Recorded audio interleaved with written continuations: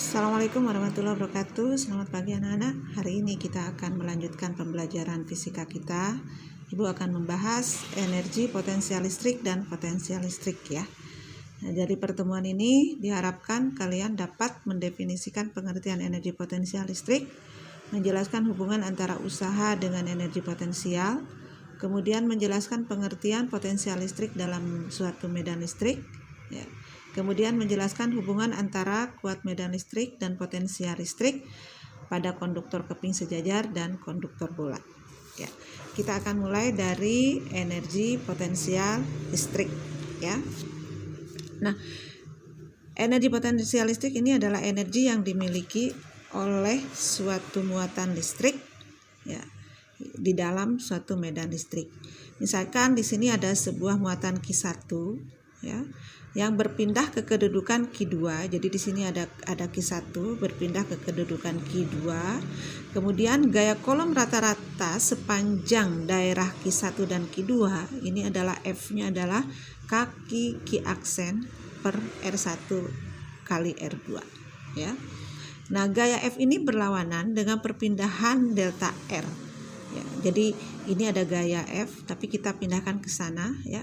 Ke posisi 2 sehingga di sini gaya ini berlawanan arah dengan perpindahan. Akibatnya alfa yang dia peroleh itu 180 derajat.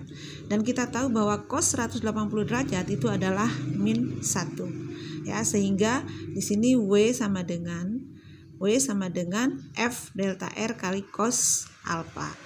Sehingga di sini kita mendapatkan F kali delta R-nya dikalikan dengan min 1, maka nanti kita akan mendapatkan min F kali delta R.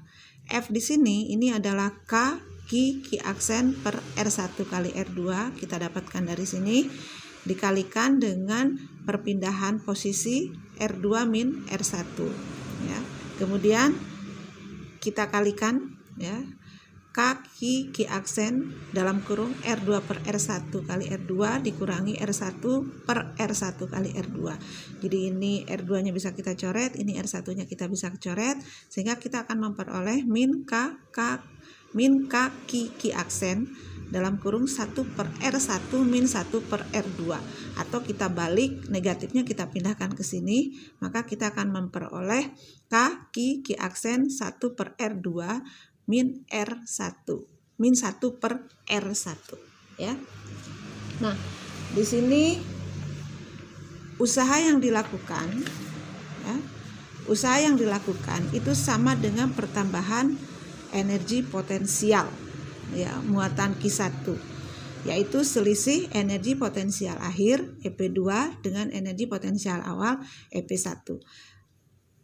Dan ditulis sebagai W sama dengan delta EP, di mana di sini EP2 dikurangi EP1, atau dari persamaan tadi kita memperoleh delta EP ini akan menjadi kaki Q aksen dalam kurung 1 per R2 min 1 per R1, sehingga kita akan memperoleh persamaan energi potensial listrik itu adalah kaki Q aksen per R dengan satuan joule, di mana di sini W ini adalah usaha yang dilakukan oleh gaya tarik. Kemudian delta EP selisih energi potensial antara kedudukan awal dan kedudukan akhir. K-nya masih tetapan kolom, Q-nya muatan sumber, Q aksen muatan uji, R2 kedudukan akhir, dan R1 adalah kedudukan awal ya.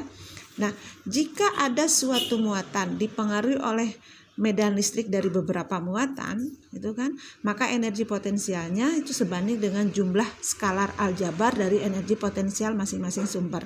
Jadi EP di sini ya itu sama dengan kaki Q1 per R1 ditambah Q2 per R2 ditambah Q3 per R3. Tentunya di sini kita akan memperhatikan besaran dari muatan masing-masing muatan ya. Jadi kalau misalnya positif kita letakkan positif, kalau negatif kita letakkan negatif.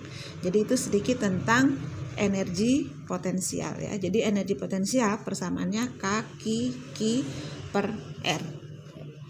Kemudian kita akan lanjutkan dengan potensial listrik ya. Nah, potensial listrik di suatu titik ini adalah besarnya energi potensial tiap satuan muatan positif yang berada di titik tersebut. Biasanya dirumuskan sebagai berikut ya. V sama dengan EP per Q dengan satuan Joule per Coulomb atau Volt. Jadi EP ini K per R, ini dibagi dengan Q sehingga kita akan memperoleh potensial listrik suatu titik atau di suatu titik itu adalah V sama dengan Q per R ya. Nah, di samping menunjukkan besarnya gaya persatuan muatan, medan listrik juga mengukur laju perubahan potensial listrik terhadap posisi. Perbedaan potensial antara A dan B sering disebut sebagai beda potensial ya, atau tegangan yang sudah kita kenal, yang sering ditulis sebagai berikut. PAB sama dengan PB min PA, atau nanti E kali D ini akan kita bahas berikutnya ya. Nah, karena kita tahu bahwa V adalah kaki per R, maka persamaan ini akan menjadi PAB sama dengan kaki dalam kurung 1 per RB min 1 per RA. V-nya beda potensial di suatu titik ya. Maksudnya di sini adalah titik A dan B.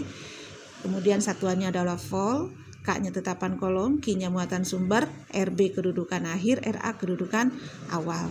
Nah, apabila di suatu titik apabila ada suatu titik ya, ini berada di dalam medan listrik yang ditimbulkan oleh beberapa muatan, maka potensial listrik merupakan penjumlahan masing-masing dari potensial listrik tersebut ya.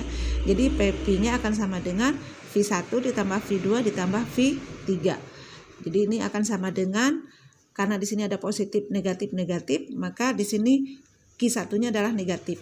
Jadi K min Q1 per R1 ditambah Q2 per R2 ditambah min Q3 per R3.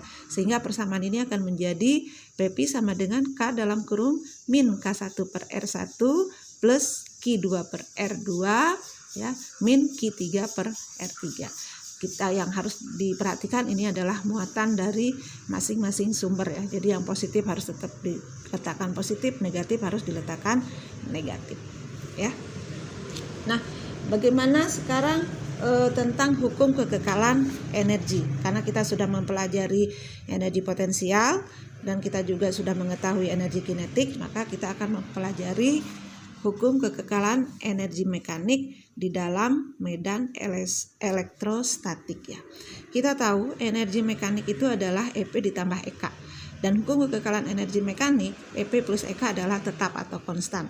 Sehingga bisa kita tulis EP1 plus EK1 sama dengan EP2 plus EK2. Dari potensial listrik kita peroleh V sama dengan EP per Q kan.